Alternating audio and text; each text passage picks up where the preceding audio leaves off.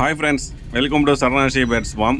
இப்போ நம்ம ஃபார்மில் இன்றைக்கி பார்த்தீங்கன்னா நம்மகிட்ட கிட்டத்தட்ட 300 ஜோடி கிட்ட வச்சுருக்கோம். நம்ம என்னென்ன வச்சுருக்கோம் பார்த்தீங்கன்னா நம்ம ஃபார்மில் ஃபிஞ்சஸில் வந்து பார்த்திங்கன்னா ஒரு 150 ஜோடி வச்சுருக்கோம். அப்புறம் ஆஃப்ரிக்கன் பார்த்தீங்கன்னா ஒரு 40 ஜோடி வச்சுருக்கோம். காக்டெயிலில் ஒரு 35 ஜோடி வச்சுருக்கோம். அதுக்கப்புறம் பார்த்தீங்கன்னா small conure, sun conure, love birds அது எல்லாமே சேர்த்து ஒரு கிட்டத்தட்ட ஒரு 50-100 ஜோடிக்கு நெருக்கி வந்துடும்.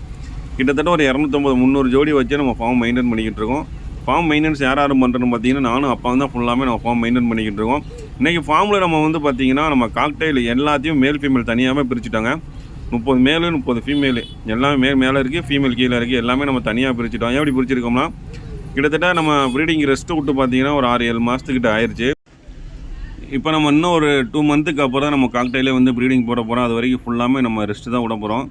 இப்போ பார்க்க எல்லாமே கொண்டு ஃப்ரீயாக தான் இருக்குது. அதெல்லாம் தண்ணி கப்பு ஏற எல்லாமே எடுத்து நம்ம தனியாக வச்சுட்டோம். அதே மாதிரி தான் ஆஃப்ரிக்கனு, சன்னு, ஸ்மால் எப்படியும் அப்படி தான் நம்ம வந்து வருஷம் ஃபுல்லாக ப்ரீட் பண்ணிக்கிட்டு இருக்கோம். அதுக்கு வந்து பார்த்திங்கன்னா கரெக்டான ப்ராப்பராக ரெஸ்ட்டு கொடுத்தா தான் அது லைஃப் லாங் நம்மக்கிட்ட ரொம்ப நாளைக்கு வரும். எல்லாம் சீக்கிரமே டெத்தாக வாய்ப்பு இருக்குது.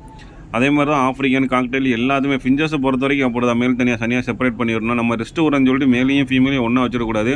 மேல் ஃபீமேல் தனியாக பிரித்தா மட்டும்தான் அது கரெக்டான ப்ராப்பரான ரெஸ்ட் எடுக்கும். அந்த டயத்தில் பார்த்திங்கன்னா நம்மளுக்கு பேர்ட்ஸுக்கு தேவையான மெடிசனு, மினரல்ஸு, விட்டமின்ஸு எல்லாமே நம்ம கரெக்டாக தண்ணியில் கலந்து கொடுக்குறது ஈஸியாகவும் இருக்கும். இண்டிவிஜுவலாக தனித்தனியாக வைக்க முடியாட்டாலும் மொத்தமாக இருக்கும்போது தண்ணியில் கலந்து வச்சாலும் அது வரல குடிச்சிக்கிடுவாங்க. நல்ல ஃபுட்டாக நம்ம அந்த வரைக்கும் சாஃப்ட் ஃபுட்டு, கரெக்டான ஃபுட்டு, மெயின் சீடு மிக்ஸு கரெக்டாக கொடுத்தா கரெக்டாக இருக்கும். சன்னு பார்த்திங்கன்னா நம்மகிட்ட ஒரு 6 பேர் சன்னு இருக்குங்க. இப்போ 10 ஜோடி வச்சுருந்தோம், ஒரு 4 ஜோடி கொடுத்துட்டு 6 பேர் சன்னு இருக்குது. சன்னு இப்போ நீங்கள் நல்ல ரேட்டாகவே போய்கிட்டு இருக்குது. ஓரளவுக்கு நல்ல ரேட்டாக போய்கிட்டு இருக்குது. ஸ்மால் பார்த்திங்கன்னா ஸ்மாலில் ஒரு 20-25-30 ஜோடிக்கிட்ட நெருக்கி இருக்குது. இன்னமும் ஸ்மால் எக்ஸ்டெண்ட் பண்ணணும். ஏன்னா மெதுவாக தான் பண்ணணுங்க. ஆமாம், அந்த பேர்ட்ஸை பொறுத்த வரைக்கும் அந்த அளவுக்குனா ஈல்டு கிடைக்குமானா ரொம்ப கஷ்டம்தான்.